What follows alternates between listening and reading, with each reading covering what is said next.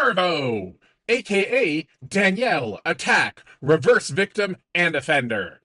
So, I want to talk about how Danielle Sith's unfettered control party are using the Darvo technique, specifically in terms of what they're doing with book banning. But if you're not familiar with the technique, once you know it, you'll see it everywhere in politics.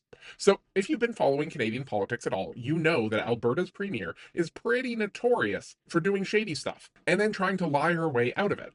We've seen lots of this with healthcare and the massive waste of public funds. We've seen this with her acting less like a premier and more like a full-time lobbyist for oil and gas. And you see it all over the place.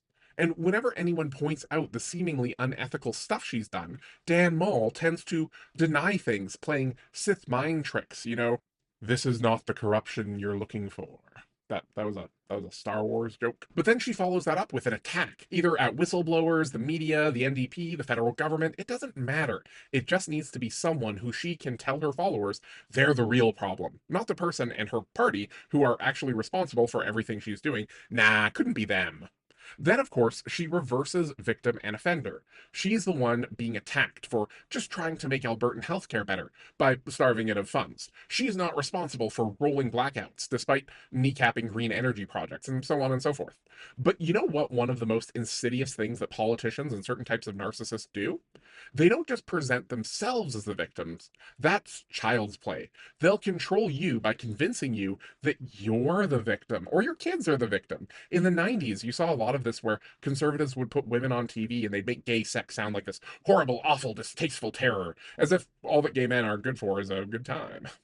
These days, you've seen the rise of so-called parents' rights groups. Incidentally, these groups don't argue for smaller class sizes, more funding for schools, more support for teachers, nothing like that.